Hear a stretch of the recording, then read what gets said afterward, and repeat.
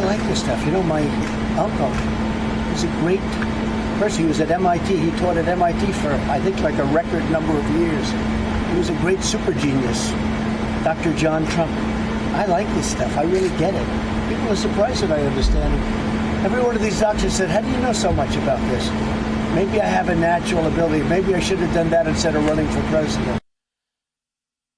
Last thing before we go tonight, how blessed we were to have a president with such a natural ability with these viruses. But seriously, back here in the real world, when we count up the top 10 moments of the 4 years we just survived, the Trump years, not everyone is going to agree on a playlist of the truly worst moments. But this next one is right up there, certainly in terms of national embarrassment. Let's set the scene. White House briefing room, April 23rd of last year. As of that day, the U.S. death toll was just under 50,000. The virus was in the process, in other words, of carving up our country. The president was a virus denier, of course, and remember, that was the original big lie, that it was the flu and it would go away. The pressure on the people around the president to also pretend it wasn't serious was so intense that Trump was able to demand the silence of people who knew better, starting with that guy, Mike Pence, who chaired the coronavirus task force. And let's not forget Dr. Deborah Birx, a military veteran who was all about chain of command, it turns out, meaning she was cool with whatever her commander-in-chief said. But on that day, that's the day the president decided to go deep and take his supple mind for a spin in the world of medicine. And then I see the disinfectant where it knocks it out in a minute, 1 minute. And is there a way we can do something like that by injection inside or almost a cleaning?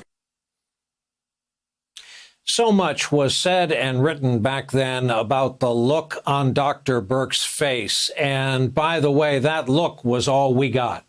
We apparently didn't deserve more than that. That look didn't stop people from showing up in emergency rooms having ingested bleach. That look did nothing to stop the exploding anti-vax population among Trump supporters that we're living with to this day. She said nothing.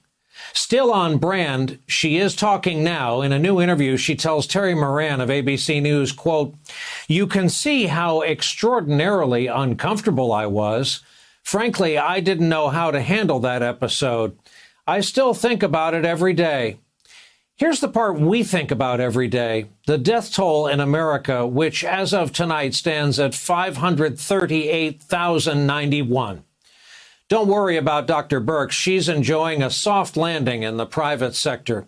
ABC News reports she has joined the board of the pharmaceutical company Innoviva. And since we know you have a choice in air filtration products, please know she is the chief medical and science advisor for Active Pure Technologies based in Dallas, in case such a thing is important to you.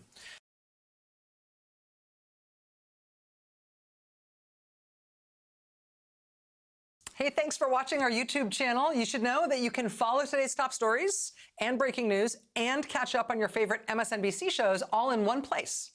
Download the NBC News app today.